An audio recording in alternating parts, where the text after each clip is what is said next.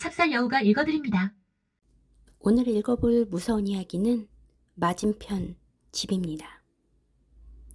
불과 몇 시간 전에 내가 겪은 심장이 쪼그라드는 것 같은 체험을 이야기해 보려고 한다. 나는 아파트 2층에 살고 있는데 베란다에서 보면 주차장을 끼고 맞은편에 또 다른 아파트 건물이 보인다. 주차장 옆길을 따라서 신호등을 건너면 슈퍼가 있는데 베란다에 서서 보면 바로 앞에 아파트 건물이 있고 그 너머에 슈퍼가 보이는 형태다. 오늘은 간만에 동생이 놀러와서 가볍게 술을 한잔하기로 했는데 동생이 슈퍼에 다녀오겠다며 짐을 나섰다. 밖에 나가기 귀찮았던 나는 집을 청소한 뒤 담배를 피우려고 베란다로 나갔는데 한 대를 다 피우도록 동생의 모습이 보이지 않았다.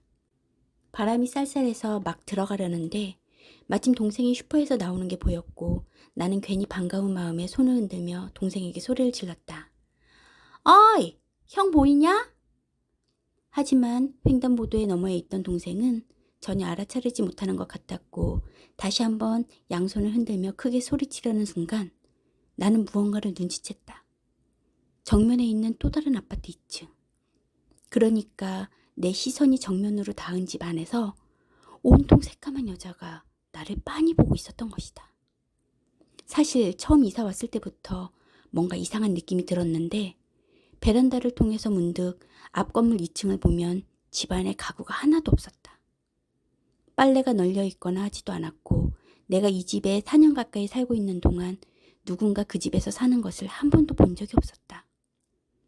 빈집인가 싶었지만 밤이 되면 가끔 불이 켜져 있을 때도 있었기에 나는 그저 독특한 라이프 스타일의 소유자가 사는 거라고 생각했다. 그런데 바로 그 집에서 웬 새까만 여자가 나를 뚫어져라 바라보고 있었던 것이다. 집안에 불이 켜져 있었지만 어째서인지 그 여자만은 얼굴 표정조차 보이지 않을 정도로 새까매 보였다. 그 모습을 본 순간 식은땀이 둥줄기를 타고 흘러내렸고 여자에게서 시선을 뗄 수 없게 돼버린 나는 금방이라도 울음이 터질 것만 같았다. 바로 그때 형! 잔뜩 사왔어! 네가 쏘는 거지? 야 빨리 들어와!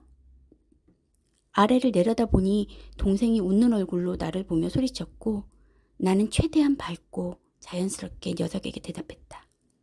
설마 자기를 부르는 거라 생각해서 나온 건가?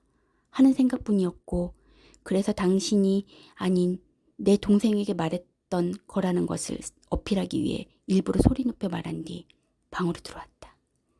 이내 동생이 들어왔고 조금 진정되고 나서 생각해보니 살짝 짜증이 나는 것이다. 아니, 저 여자는 대체 왜 남의 집을 뚫어져라 쳐다보고 있었던 거지? 여태 그러고 있으면 한마디 해야겠다. 그런 마음으로 커튼을 확 젖히자 정면에 있는 여자의 집이 보였고 나는 도무지 믿을 수 없는 광경을 보고 말았다. 건너편 집안의 불이 엄청난 속도로 꺼졌다 켜지기를 반복하고 있었던 것이다. 나는 황급히 커튼을 친 뒤 동생을 붙잡고 늘어지며 울고 말았다.